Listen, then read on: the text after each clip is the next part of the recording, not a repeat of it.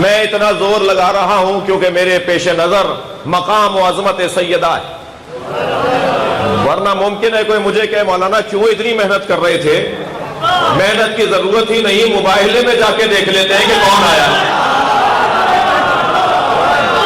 صلوات پڑھیں گے محمد و آل محمد۔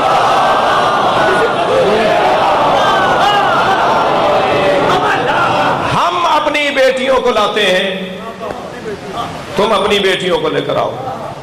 پھر آیت آگے بڑھی، وَأَنفُسَنَا وَأَنفُسَكُمْ، ہم اپنے جیسوں کو لاتے ہیں۔ بھئی بڑے لوگوں کی آرزو ہے کہ خود کو نبی جیسا کہیں، تھوڑا گردن ہلا دیجئے گا اگر بات جا رہی ہو تو۔ بڑے لوگوں کی آرزو ہے کہ نبی ہم جیسے تھے، تم ساری زندگی زور لگاتے رہو، تم نبی کی جوتیوں جیسے نہیں ہو، تم نبی کی جوتیوں کے برابر نہیں ہو۔ یہ میں نے کوئی زور عقیدت میں نہیں کہا ہے، فن خطابت میں مجلس تو مجھے ویسے ہی نہیں پڑھنی آتی، سیدھی سیدھی باتیں کرتا ہوں، مجلس کہاں پڑھنی آتی ہے۔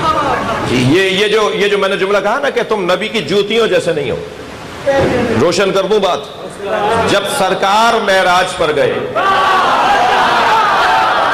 بڑی عنایت آپ کی توجہات کا شکر گزار ہوں، تو سرکار نے جب وہاں پہنچے، کمیل جب وہاں پہنچے تو سرکار کو یاد آیا کہ کسی سے جوتیاں اتروائی گئی تھیں،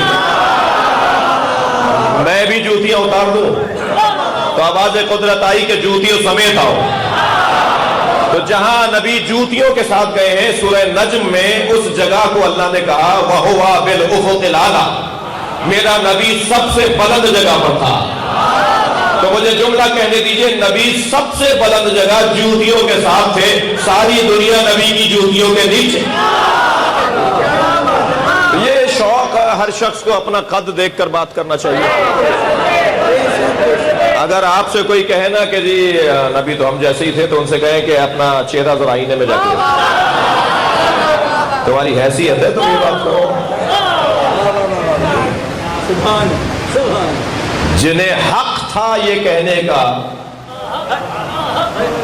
کہ نبی ہم جیسے ہیں، انہوں نے کبھی نہیں کہا۔ انہوں نے کہا تو کہا انا عبید من عباد محمد، میں محمد کے غلاموں میں ایک چھوٹا غلام۔